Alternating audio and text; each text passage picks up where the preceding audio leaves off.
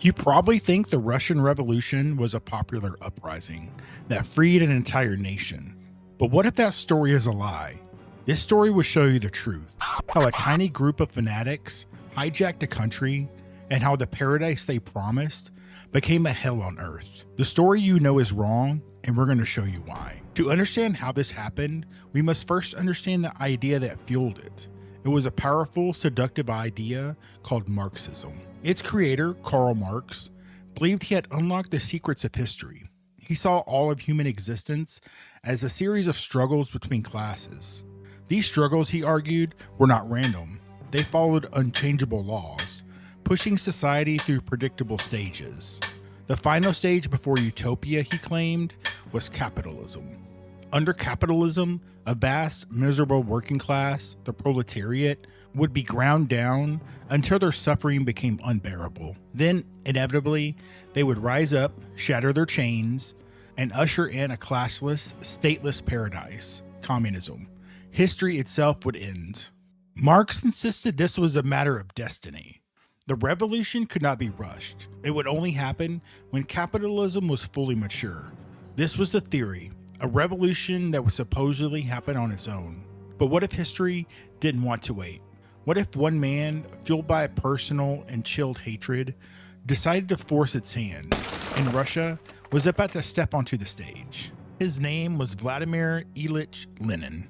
An acquaintance once said of Lenin that his principal disposition was hatred. He didn't just hate the Tsar and his secret police, he hated the liberals who wanted reform, the bourgeoisie who wanted prosperity. He hated the very fabric of the world he saw around him. And in Marxism, he found the perfect vehicle for his hatred, a doctrine of relentless and thoroughgoing class war, aimed at the final destruction and extermination of the enemy. But Lenin had a problem in Marx's theory. He looked around Russia and saw a vast agrarian empire, not the advanced industrial state Marx had described. The proletariat was a tiny fraction of the population. And worse, from Lenin's perspective, the workers were not becoming revolutionaries. They were forming unions, asking for better wages, trying to make their lives more comfortable within the system. This, to Lenin, was a betrayal of their historic mission. In his 1902 work, What Is to Be Done?, Lenin laid out his chilling correction to Marx. The working class, he argued, was too short-sighted to ever bring about a revolution on its own. They would forever be stuck in what he called trade union consciousness. They needed to be led. They needed a vanguard, a small, disciplined party of professional revolutionaries, drawn not from the workers, but from the intelligentsia. These men, unburdened by the need to work, would dedicate their lives to organizing, educating, and ultimately pushing the proletariat into its destiny. This was not Marxism. This was Marxist-Leninism. It was a plan to seize history by the throat. Lenin's party, the Bolsheviks, would be that vanguard. They funded their operation with bank robberies, a gang of ideologues plotting to take over an empire. Before Lenin could put his own plan into action, however, Russia began to crumble on its own. The 1905 revolution was a tremor, a warning of the earthquake to come. But the final crack in the foundation wouldn't come from a planned uprising, but from a single, desperate act of defiance in the freezing streets of the capital. An act that would bring a 300-year-old dynasty to its knees in a matter of days.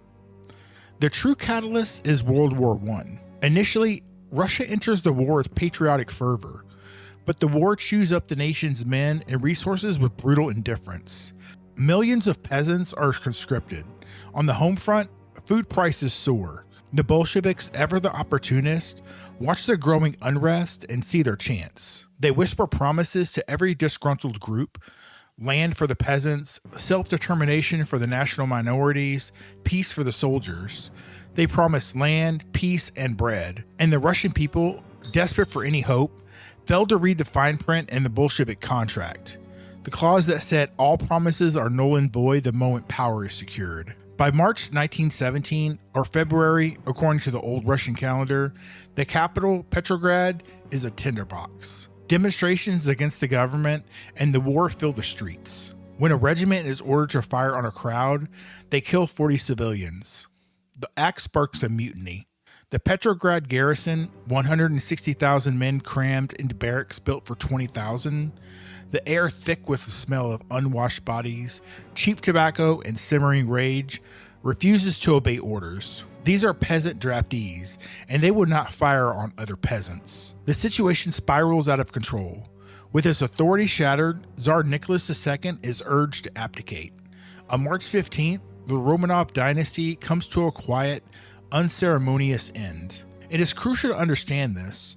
The communists did not overthrow the Tsar. The February Revolution was a messy, largely spontaneous event that brought a group calling itself the Provisional Government to power. The new government was a hodgepodge of liberals and moderate socialists, led by a passionate but indecisive speaker named Alexander Kerensky.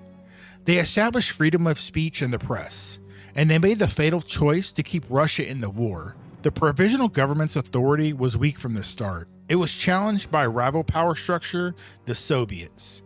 These were workers' councils that sprang up across the country, claiming to represent the true will of the people. They created a situation of, quote, dual power, a recipe for chaos. Into the chaos, the Germans delivered a secret weapon, Lenin, exiled in Switzerland. Believing he could destabilize their enemy from within, they arranged for his transport across enemy lines in a sealed train.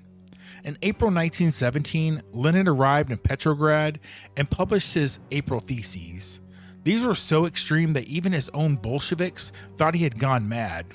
He demanded an immediate end to the war, the transfer of all power to the Soviets, and the nationalization of all banks. A German agent in Stockholm reported back to his government, quote, Lenin's entry into Russia successful. He is working exactly as we desire. Throughout 1917, the Provisional Government bled support.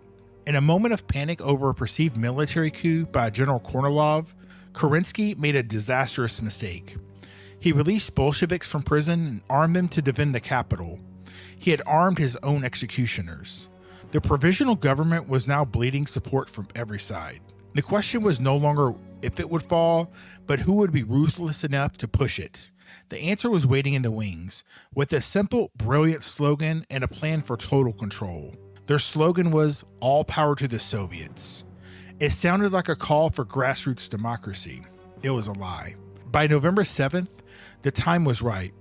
By astonishing audacity, the Bolsheviks, a party representing a tiny fraction of the population, executed their coup. They seized the strategic points of the capital. The takeover was nearly bloodless. A minority, perhaps 18,000 Bolsheviks in a nation of over 150 million, had conspired to seize control of the world's largest country. The other socialist parties were stunned, but not panicked. They assumed the Bolsheviks couldn't hold power alone. They waited for the offer of cooperation. It never came. The historian Richard Pipes captured the sheer audacity of the moment. Quote, none of the leading Bolsheviks had experienced administrating anything, and yet they were about to assume responsibility for governing the world's largest country. They claimed to represent the industrial workers, yet the new regime was poised to become a dictatorship not of the proletariat, but over the proletariat and every other class as well. Lenin had promised elections to the Constituent Assembly. He kept that promise. The Bolsheviks won only 24% of the vote. The assembly was allowed to meet for a single day. Then armed men entered the hall and ordered everyone to leave. It was dissolved. There was barely a protest. The Russian people were exhausted. Lenin's new government consisted entirely of Bolsheviks. When they lost elections to the local Soviets, they simply disqualified the winners and held elections again and again until they got the results they wanted. Lenin himself defined dictatorship as power that is limited by nothing, by no laws, that is restrained by absolutely no rules, that rests directly on coercion.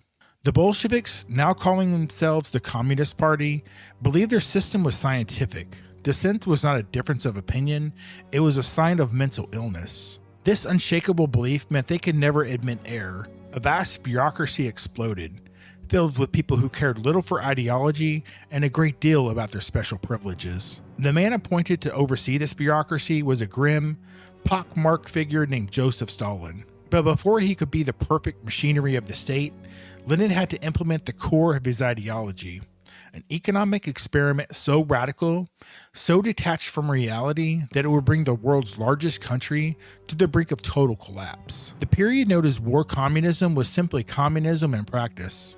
The government nationalized everything. Private trade was outlawed.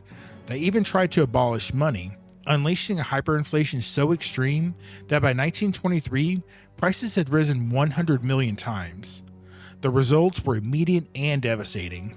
By 1920, industrial production had collapsed to just 18% of its pre-war level. The number of employed industrial workers was cut in half. The workers in whose name the revolution was supposedly fought lost the right to strike. The government's logic was perverse. Since you now live in a workers' paradise, to strike would be to strike against yourselves. Lenin's response was not to rethink his ideas. His response was the firing squad. The Commissioner of Justice, Isaac Steinberg, once asked Lenin, "Why do we bother with a commissariat of justice? Let's just call it the commissariat of social experimentation and be done with it." Lenin's face brightened. "Well put," he replied. "That's exactly what it should be, but we can't say that." It was a world of inverted language. Theft became requisition. Murder became liquidation. Starvation became a consequence of hoarding. And justice became whatever the man with the gun said it was. The war on the economy was matched by a war on the countryside.